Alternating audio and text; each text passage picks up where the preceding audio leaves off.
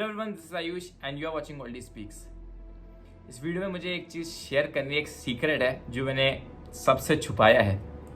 वो ये है कि मेरे भी फिजिक्स के मॉक टेस्ट में, मतलब फुल एंड मॉक टेस्ट था बट उसमें फिजिक्स में मेरे -1 मार्क्स आए थे, वो भी मेरे जेई एग्ज़ाम से 2 महीने पहले।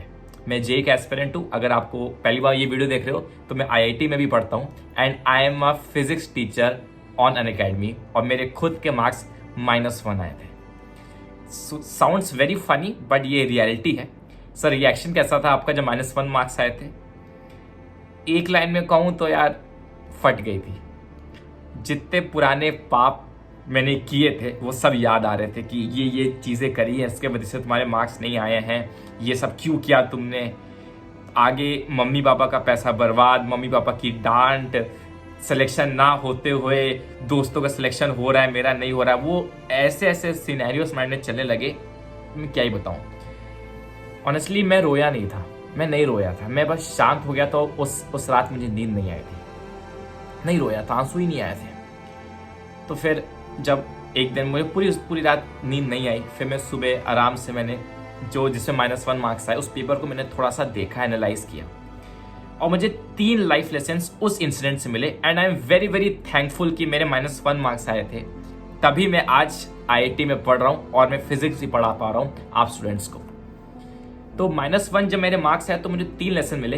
पहला लेसन, ऐसा नहीं था कि फिजिक्स में मैंने कुछ पढ़ा नहीं था, ऐसा नहीं था मैं जीरो था, मैं कभी कोई चैप्टर खोल के नहीं देखा था, नहीं ऐसा नहीं था। मुझे फॉर्मुलेस एक्चुअली याद थे, बहुत सारे कॉन्सेप्ट्स भी आते थे मेरे को, मुझे बहुत सारी चीज़ें याद थी। हाँ, बहुत सारी चीज़ें अनरिवाइज थी, रिवाइज नहीं थी, बट स्टिल बहुत सारे डायग्राम्स, बहुत सारे फॉर्मुलेस, बहुत सारे कॉन्सेप्ट्स पता थे। उस एग्जाम में फॉर द फर्स्ट टाइम मैंने रियलाइज किया, ज़रूरी नहीं है कि अगर ज़्यादा मार्क्स का मतलब ज़्यादा पढ़ाई, कम मार्क्स का मतलब कम पढ़ाई, ये ज़रूरी नहीं है। इट मे हैपन कि आपने कुछ चीज़ें पढ़ी हैं बट वो एग्जाम में नहीं पूछी गई। कुछ टॉपिक्स जो आपको या तो पसंद नहीं है, या आपने समझे नहीं, या जो आपने पढ़े नहीं है, उन्हीं टॉपिक से क्वेश्चंस आ जाए। ये एक कहानी वाली चीज़ नहीं, ये एक रियलिटी है। तब मैंने वो चीज़ फील करी कि हाँ, उस पेपर में जो क्वेश्चंस आए थे वो एक्चुअली वो क्वेश्चंस या तो मेरे रिवाइज नहीं थे, जो मुझे पढ़े नहीं थे, या फिर मैंने उसको अच्छे से समझा नहीं था। और ये कोइंसिडेंस कह लो या कुछ भी कह लो, ये हुआ था मेरे साथ। सेकेंड चीज़, जैसे मैंने बताया कि मेरे बहुत सारी चीज़ें रिवाइज नहीं थी, तो सेकेंड लेसन मुझे मिला कि अगर आपने किसी चैप्टर में बहुत मेहनत कर रखी है, उस पर बहुत घंटे बिताए, बहुत क्वेश्चन प्रैक्टिस करी है, बट अगर वो आपने चैप्टर रिवाइज नहीं करा, it is as good as कि वो आपने चैप्टर कभी नहीं पढ़ा।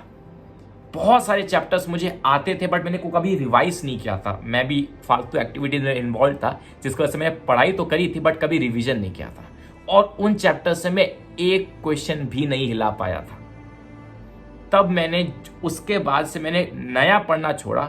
मैंने जो चैप्टर्स पहले पढ़ रखे थे, जो अनरिवाइज थे, सबको रिवाइज करना चालू किया, और तब ये मैंने रियलाइज किया कि भैया ना रिवाइज करना इज एज सेम एज उस चैप्टर को कभी ना पढ़ना। तो this was my second lesson. Third lesson सुनिएगा, मैं कभी भी जब भी मॉक टेस्ट आता था, कभी मैं सरप्राइजेस के लिए रेडी नहीं रहता था। मॉक टेस्ट में मैं हमेशा मॉक टेस्ट को पहले से प्रिडिक्ट करके जाता था। मेरी एक आदत बन चुकी थी कि मैं एग्जाम से पहले ही प्रिडिक्ट करता था कि मेरे इतने मार्क्स आने चाहिए, इतने मार्क्स फिजिक्स में इतने, केमिस्ट्री में इतने, और मेरी मैथ्स में इतने ही आने चाहिए। अगर इतने आ गए तो सक्सेसफुल हूँ, इतने नहीं आए तो मैं अनसक्सेसफुल हूँ। मैं ऐसे जज करता था खुद को, कभी सरप्राइजेस के लिए रेडी नहीं रहता था। जब मैंने ये टेस्ट के बारे में, जिसमें मेरे -1 आए थे, जब मैंने अपने स्टूडेंट से पूछा, देन आई रियलाइज कि वो जो पेपर आया था वो ईजी नहीं आया था, वो थोड़ा सा टफ आया था। और उस पेपर में एक्चुअली मेरे को करीब 30 से 40 मार्क्स का कंटेंट पता था। 30 से 40 मार्क्स का क्वेश्चंस मैं करके आ सकता था अगर मैं पहले से ये सोच के नहीं जाता कि मुझे इसमें 80% पेपर सॉल्व करके आना है। जब मुझसे ये चीज सॉल्व नहीं हो पा रही थी, जो मेरा मेंटली जो पहले बैक ऑफ द माइंड जो टारगेट था वो रीच होता हुआ नहीं दिख रहा था, मैं घबरा गया था। मैं आते आते क्वेश्चन को गलत कर रहा था, मैं जबरदस्ती क्वेश्चन सॉल्व करने की कोशिश कर रहा था कि नहीं कि बस ओएमआर किसी तरह भरी दिख जाए, क्योंकि मन में है कि 80% लेके आने मार्क्स फिजिक्स में, इतने क्वेश्चंस करके आने, तो ओएमआर बस भरनी चाहिए। अगर ओएमआर भरूंगा नहीं तब तो पक्की बात नहीं आएंगे। तो उस टाइम यही मन में आया कि भर दो यार ओएमआर, ताकि फील है कि हाँ अटेम्प्ट करके आए। और इतने नेगेटिव हो कि -1 ही मार्क्स आ गए। तो ये कुछ लाइफ लेसन मैं देना चाहूंगा गैस कि कभी भी हमेशा सरप्राइजेस के लिए रेडी रहे। मुझे पता है नीट 2022 का paper, to be very honest, किसी को नहीं पता एग्जैक्टली कैसे आने वाला है। It can be a surprise for everyone, but we have to be ready for the surprises. वो कहते हैं ना, prepare for the worst and hope for the best. तो मैं हमेशा बेस्ट की होप जरूर करता था, बट वर्स्ट के लिए प्रिपेयर नहीं रहता था। तो गैस मेरे -1 मार्क्स आए थे, मुझे शर्म आ रही, आई डोंट नो मैं वीडियो डालूंगा कि नहीं डालूंगा, बट या गैस अभी मैं ये कह सकता हूं कि उस फेज से भी हट के आज मैं फिजिक्स ही पढ़ा रहा हूं। ये चीज मैंने कभी इमेजिन नहीं करी थी लाइफ में, और मैं आईआईटी में पढ़ रहा हूँगा। ये ड्रीम तो डेफिनेटली था, ड्रीम तो सच हो ही गया था 3 साल पहले, बट यस फाइनली उस चीज से मैं भी फेज से बाहर निकल पाया। मैं भी आईआईटी में पढ़ रहा हूँ और मैं भी फिजिक्स पढ़ा रहा हूँ। तो आई डोंट थिंक गाइस कि कोई भी चीज जिसमें आप वीक हो, जिसमें आप बहुत खराब परफॉर्म करो, ये टेम्परेरी है दोस्त, ये टेम्परेरी है। अपने पे डिपेंड करता है। अगर आप अपने अंदर वो स्ट्रेंथ ले आते हो गाइस, ट्रस्ट मी, वो जो चीज जो आपको बहुत रोक रही है, वही चीज आपको आगे फ्यूचर में लीड करेगी। ठीक है, that's for the video, thank you so much. अभी मैं जा रहा हूँ, मेरी फिजिक्स क्लास का टाइम हो रहा है, और जो लोग मुझसे पढ़ना चाहते हैं मेरे टेलीग्राम ग्रुप ज्वाइन कर लें, and you can join my classes for free. सब फ्री ऑफ कॉस्ट है, पूरा क्रैश कोर्स फॉलो करवाया जा रहा है। ठीक है, दैट्स फॉर द वीडियो।